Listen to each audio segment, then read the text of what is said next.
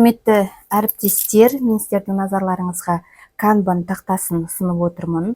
Бұл жоспарлау үшін, тиімді жұмысты ұйымдастыру үшін және бағытты айқындау үшін, жасалынып жатқан жұмыстардың бағытын айқындау үшін өте таптырмас құрал, көмекші құрал десек те болады.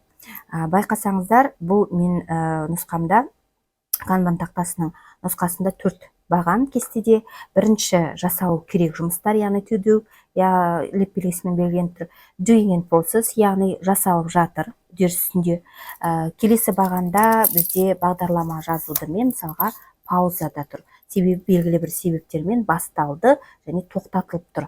Ең соңғы баған ол done бағаны, яғни жасалынып болды. Мынадай тек белгісін байқасаңыз болады. Жасалынып болған жұмыстар. Енді мақсат не? Мақсат мына бағандардағы жұмысты мына соңғы бағанға ауыстыру, көшіру.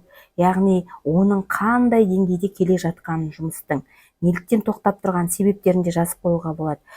Барлық үдерісті толығымен бірегей етіп көретін бұл жапондықтардың ұсынған бізге көмекші құралы.